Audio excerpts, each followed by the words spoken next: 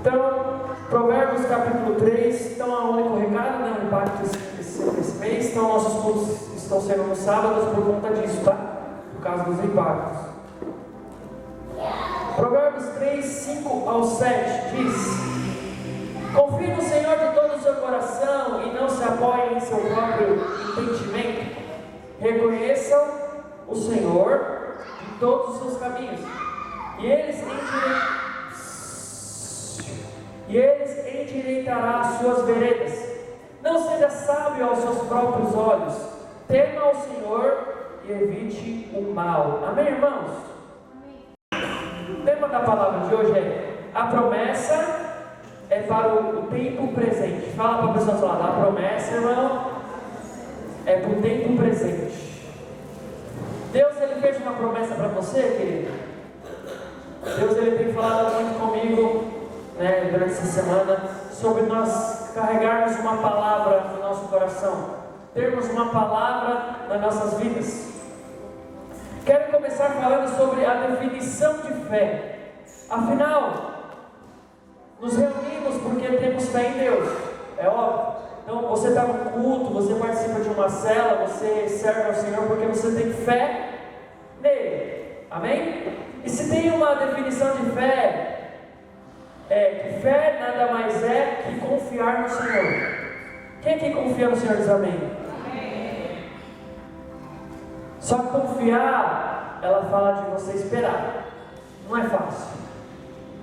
Confiar é você se dedicar a Deus no seguinte ponto: eu não estou vendo, mas o Senhor tem uma promessa.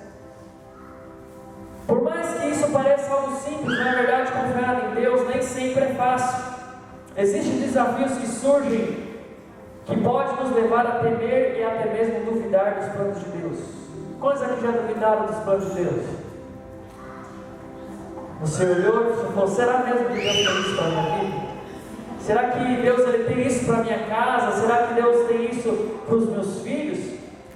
Um bom exemplo bíblico é o rei Saul, que diante de um gigante duvidou que poderia vencer. Quem concorda comigo, irmãos, que Saul foi escolhido por Deus? Amém? A Bíblia diz que Saul foi escolhido por Deus.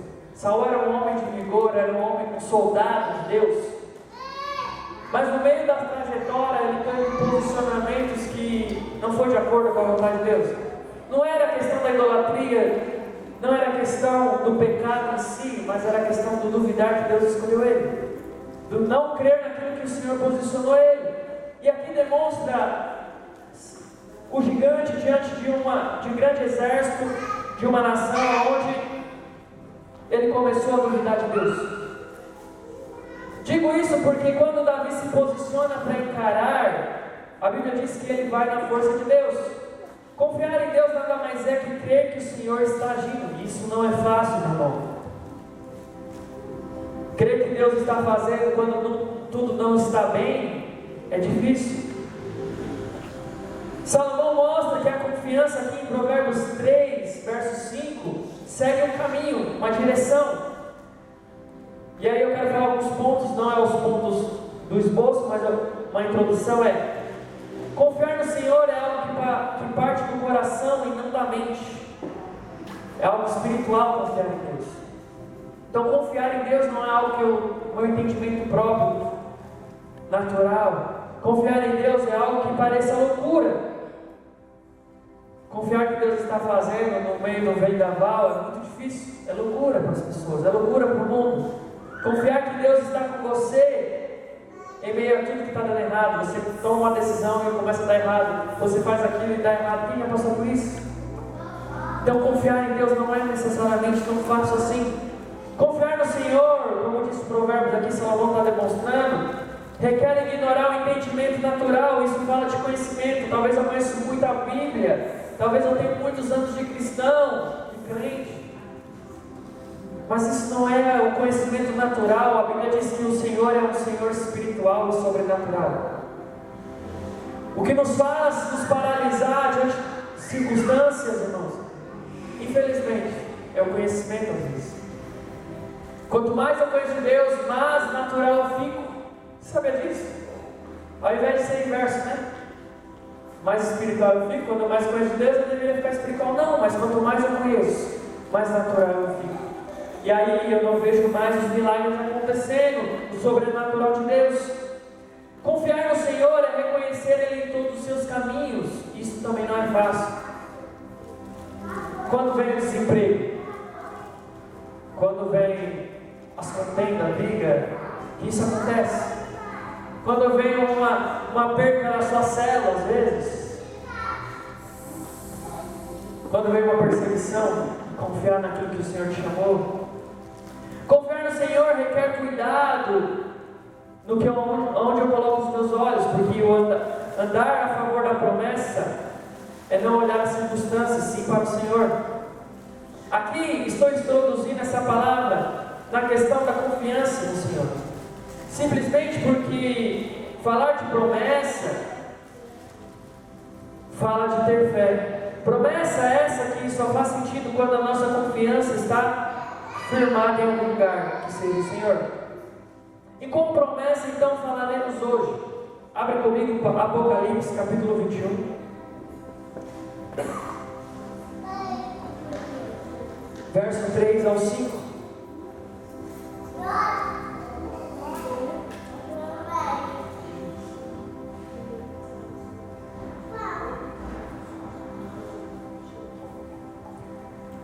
Diz assim, Apocalipse 21, 3 ao 5. Quem achou diz amém? Pode achar então.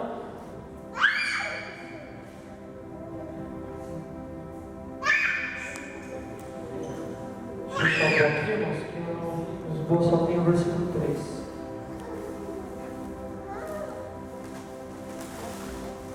Apocalipse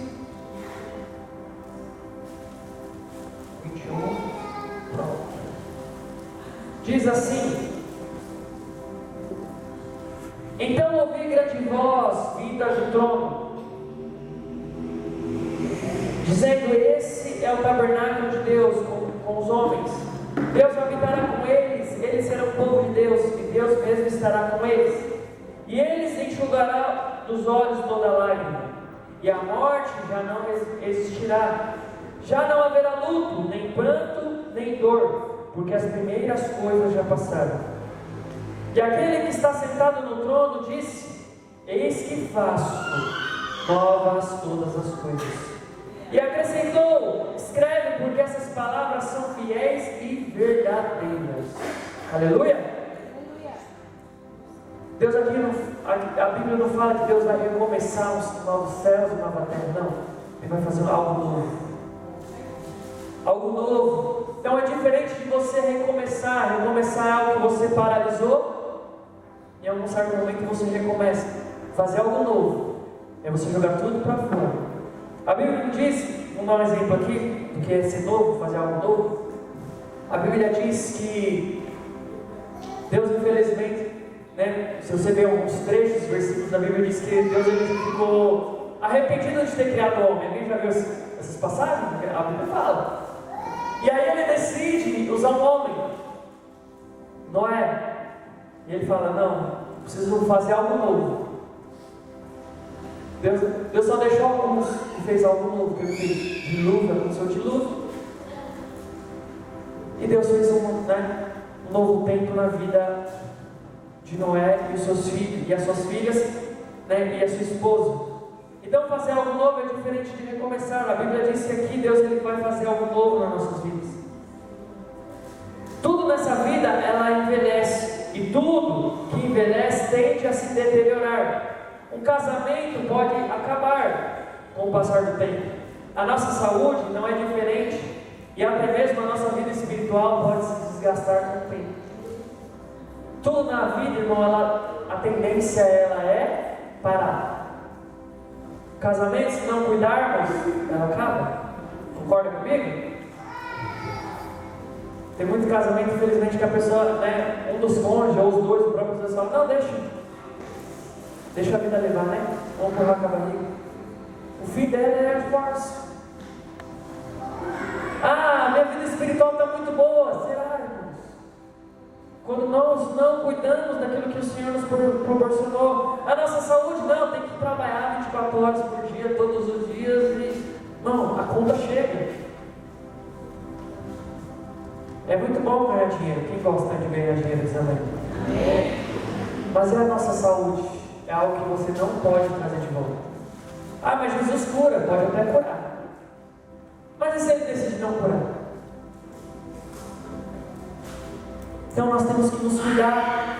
O que precisamos entender e considerar aqui não é o quanto as coisas podem se deteriorar com o tempo, mas o quanto Deus pode refazer algo novo e reconstruir algo deixando o melhor que antes. A promessa do Senhor para a nossa vida hoje é: eis que faço todas as coisas. Amém? Não importa quanto tempo destruiu, o que importa é que Jesus veio para trazer algo novo na nossa vida. Amém. Amém. Glória a Deus. Como podemos apropriar da promessa, irmãos? Quem tem uma palavra aí que você guarda no seu coração? Quem tem? E eu te pergunto, você tem orado em cima dessa promessa, em cima dessa palavra?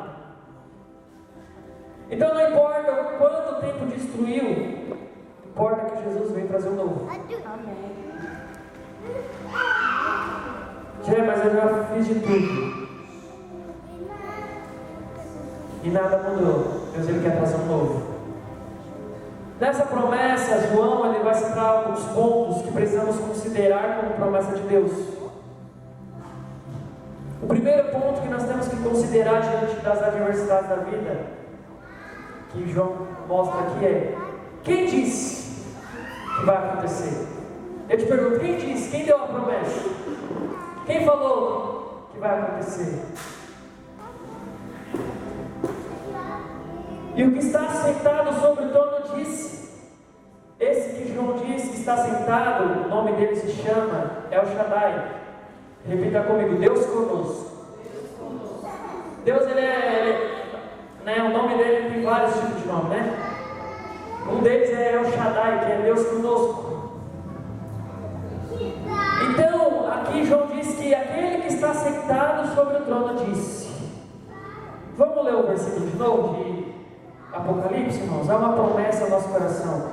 Então ouvi uma grande voz vindo do trono de Deus, dizendo: eis o tabernáculo de Deus com os homens, Deus habitará com eles serão povo de Deus, e Deus estará com eles, e lhes enxugará todas as lágrimas dos olhos. A morte não existirá, já não haverá luto, nem pranto, nem dor, porque as primeiras coisas já passaram. E o quinto versículo, e aquele que está sentado no trono disse: eis que faço novas todas as coisas. E acrescentou: escreve, porque essas palavras são fiéis e verdadeiras. Fala para o irmão do lado: existe uma promessa. Que Deus está enxugando tudo, os nossos sofrimentos, nossa dor, e está dando um novo dele para nossas vidas. Amém? Deus não mente e não se arrepende nem volta atrás das suas promessas. Vivemos em um mundo com princípios e valores distorcidos. Cada vez mais aprendemos que não devemos confiar nas pessoas, afinal, as pessoas mentem. Só um momentinho. Pessoas mentem. Mas é o homem de Deus. Davi era assim, o homem de Deus se não. Infelizmente, pessoas mentem, enganam. Realmente isso é um fato, porém o que não podemos fazer é nos relacionar com Deus como Ele também fosse assim. Em Números 23 não precisa ver disso. Deus não é homem para que minta, nem filho do homem para que se arrependa. Acaso Ele fala e deixa de agir? Acaso promete e deixa de cumprir, irmão? Se Deus está dizendo que fará novas coisas, Ele fará. Acredite, isso acontecerá na sua vida no nome de Jesus. Quem quer o novo de Deus diz amém, irmão? Mas fala para você, fala assim: me alinhe para esse novo. Que eu não venho para esse novo com os pensamentos do passado, com os posicionamentos, com as emoções do passado. Porque se eu entro no novo com o pensamento do passado, eu não vou desfrutar do novo. Se eu entro no novo de Deus pensando nos fracassos que eu tive, eu não vivo o novo de Deus. Então tem muita gente que entra no novo de Deus, mas pensando no velho de Deus, pensando naquilo que já viveu, que deu errado, que fracassou. Mas pensa comigo, irmão, quando eu olho para trás, eu não olho aquilo que deu errado, mas aquilo que deu certo. Agindo Deus, ninguém pode impedir. Se Deus foi Ele quem falou, o resto é resto, ou seja, nada e nem ninguém pode mudar aquilo que Deus faz, meu irmão. Entenda que é Deus agindo e não pessoas simples e mortais. Estamos aqui falando de um poderoso Deus. Isaías 26, capítulo 4: confie para sempre no Senhor, pois o Senhor, somente o Senhor, é a rocha verdadeira e a rocha eterna. Amém. O Senhor é inabalável e Ele não muda, até mesmo quando o homem muda, Ele permanece fiel como homem. Então, irmãos, nós temos que ter clareza disso. E Deus, estava lendo isso aqui, até postei um negócio sobre você ter uma palavra. Você tem que carregar essa palavra com você. Pode todos te abandonar, mas você tem uma palavra do Senhor. Eu te pergunto, quando uma pessoa te deixa, qual é o seu pensamento? Você duvida do que Deus deu como promessa? Você olha para um lado e para o outro? Quando circunstâncias não estão de acordo com aquilo que nós cremos ou acreditamos, irmãos, qual é a palavra que tem exercido fé no seu coração? Eu tenho carregado uma palavra comigo. Nós vamos fazer um banner para o segundo semestre, amém, irmãos? Com nossos alunos. Então a Juliana está vendo para mim, nós vamos pôr atrás do locomotiva, já viu, né? O tamanho mais ou menos. E nós vamos estar fazendo com os alvos. Por quê, irmãos? O primeiro semestre foi de ajustes, né? Ajustes, porque é tudo novo para mim. Agora o segundo semestre é para pôr a mão na massa, amém? E eu creio que nós veremos a glória de Deus, amém, irmãos?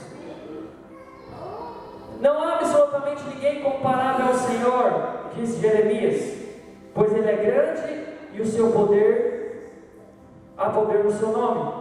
A promessa do Senhor é fazer todas as coisas novas. O que eu e você precisamos entender é que quem fez a promessa, afinal, quem prometeu, Ele é fiel para cumprir. Quem que deu a promessa para você, irmão? E aí eu ia falar o versículo que eu falei, né? Deus está colocando no meu coração muito só aquele versículo, não sei se você já viu.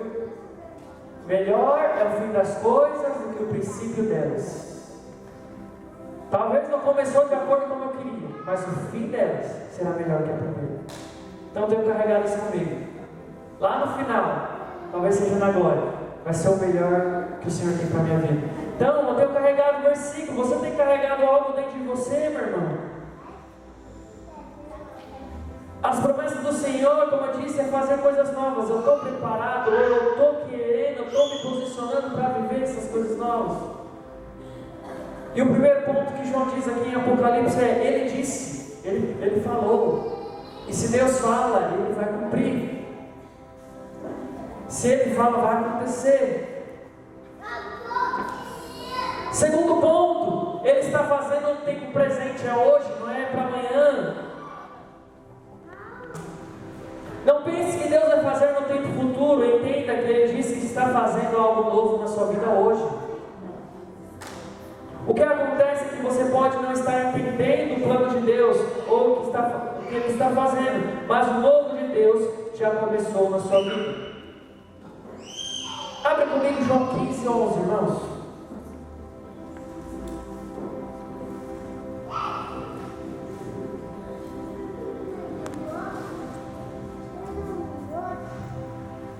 Diz assim: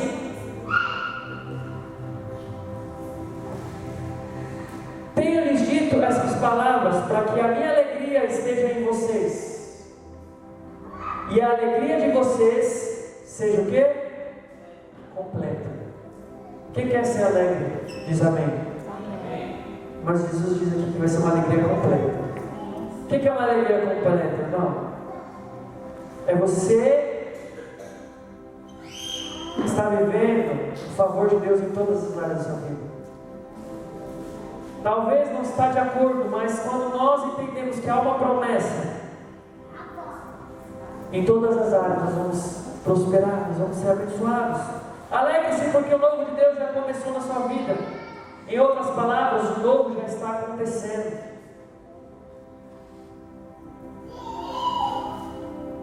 Quando falamos que Deus está fazendo algo novo, é como pensar da seguinte forma: mas se Deus está fazendo algo novo, por que as coisas estão dando errado? O que você precisa entender é que aquilo que parece que está dando errado, na verdade, é parte do processo para o novo acontecer na sua vida. Irmãos, todos os homens de Deus, que Deus chamou, e mulheres de Deus também, quando Deus foi preparar eles para a obra de Deus, para algo que Deus ia fazer na nação, sempre existiam problemas. E quando você entende que o problema faz parte, pensa comigo, vou dar um exemplo aqui. Pensa comigo, Daniel, a Bíblia diz que Daniel foi preso, amém? E a Bíblia diz que ele foi anunciado que ele ia ser jogado na cova dos leões. Pensa comigo, o que você faria, irmão? Qual é o seu pensamento? O plano de Deus acabou. Acho que Deus agora é o meu fim. Vamos dar um exemplo que seja de Davi. Errou, falhou, óbvio. Foi perseguido, quase morto. Mas, o que eu aprendo com esses homens, irmãos? Que atrás do problema existem algumas coisas que Deus está nos moldando.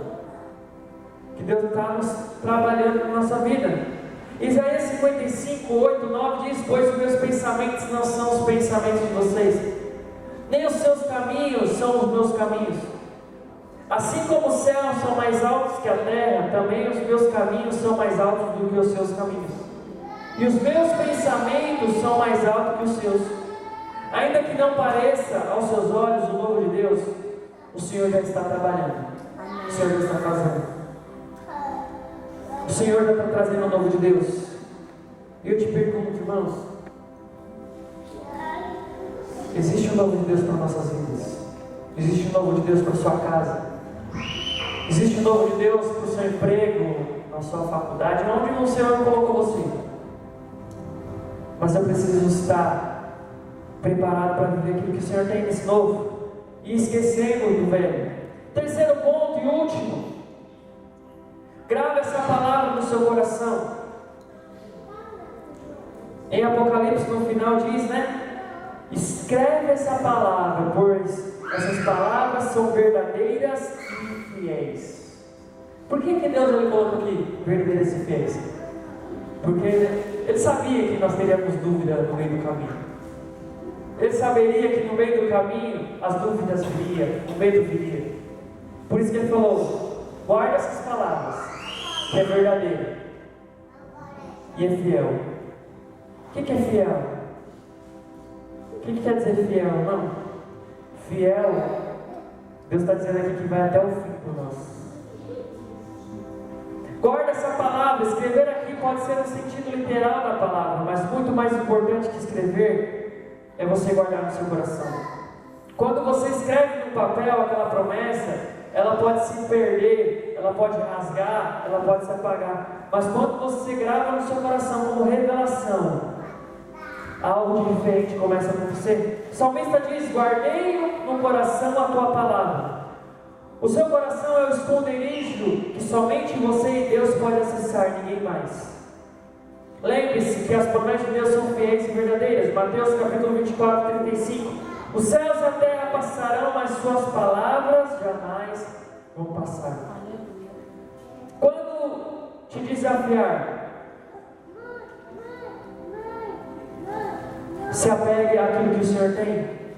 O Senhor já está construindo o novo de Deus, o novo dele, nas nossas vidas, na nossa história. Se aproprie a essa promessa, guarde ela no seu coração e confie no Senhor, irmãos. E eu vou repetir, quero mostrar um pouco do esboço aqui. Quantos aqui tem uma palavra no seu coração? Um versículo, um texto. É tempo de nós se apropriarmos do que o Senhor falou, querido, e olhar para trás e não olhar naquilo que você perdeu, mas naquilo que o Senhor te posicionou. te colocou. Enche seu coração de alegria por Deus, pois Deus está assim trabalhando ao favor. Ele é bom e fiel e poderoso para fazer infinitamente mais do que aquilo que você pensa, aquilo que já entrou no seu coração. Irmãos, nós temos algo da parte de Deus chamado fé, que Deus colocou. E Deus nos posicionou e nos colocou para exercer a fé, nos posicionar em fé. Quantos aqui querem viver milagres? Diz amém. Amém. Quantos aqui querem viver prodígios? Diz amém. Amém. Mas a palavra de Deus diz: você tem crido na minha palavra, na minha promessa? Você tem se apropriado dessa promessa? Eu não sei qual é a promessa que Deus falou para você, querido. Eu tenho orado em cima disso, desse quesito que eu falei para os irmãos do versículo. No contexto da igreja, eu falo: Senhor, o que o Senhor vai fazer no nosso meio? Eu não sei, como diz a tua palavra, mas o Senhor vai fazer algo extraordinário. Nós temos vivido grandes coisas nos impactos, né? Impacto 15, vamos viver esse impacto agora. Mas eu quero que você viva na sua casa também, irmão, na sua família. Quero que você viva na sua vida financeira, amém? Na sua vida espiritual, na vida espiritual dos seus filhos, seu marido, da sua esposa. Esse é o desejo do nosso coração como igreja. Mas para isso eu preciso continuar. Mas para isso eu preciso crer na promessa. Vou chamar o Gustavo aqui. Eu não vou demorar muito na palavra por conta da ceia.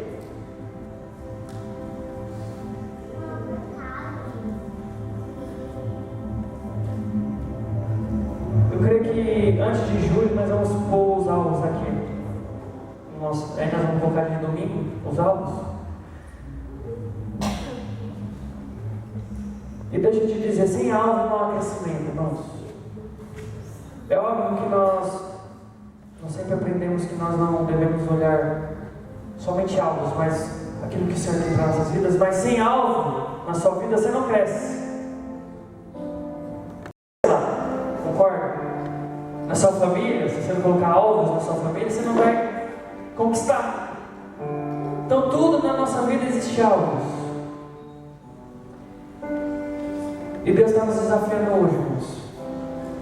Eu até conversei com alguns homens da rede de adultos, vou conversar com outros, vou conversar com os jovens. Nós vamos estar levantando alguns homens, algumas mulheres, junto com a Juliana, para dar um rumo, irmãos. Não para o ministério, mas para nossas vidas. Deus, Ele te escolheu para isso. Fala para a pessoa do lado: Deus te escolheu, irmão. Deus te escolheu. Você acha que eu vou fazer a obra sozinho? Jamais. E eu vou conversar com os homens essa semana. Segunda-feira nós vamos ter uma reunião geral, tá, com o pastor, com os discípulos, né, todos dos núcleos, discípulos do núcleo, junto, vai ser a reunião geral junto com os obreiros. Então vamos sentar com os irmãos. Não vai ser somente números, mas em poder e graça. E Deus, nesses 6 meses que eu tenho orado muito, buscado muito, é para unificar o propósito de Deus nos nossos corações. Queimar isso de verdade no nosso coração. E esquecer o que você já viveu e agora viveu o novo de Deus. Quantos aqui já viveu grandes coisas, amém? Mas a Bíblia diz que não são comparados com aquilo que você vai viver. Já viveu milagres, já trabalhou muito em encontro. Bom, quantos encontraram? Centésimos encontros? Não sei quantos encontros nós já trabalhamos. 12 anos, vai fazer 13 anos de LPC. Muitos encontros nós já fizemos. Muitos impactos, muitas células. Muitas vidas passou por você. Mas o novo de Deus está para hoje, para nós. E eu quero desafiar você hoje. Você vai fechar seus olhos?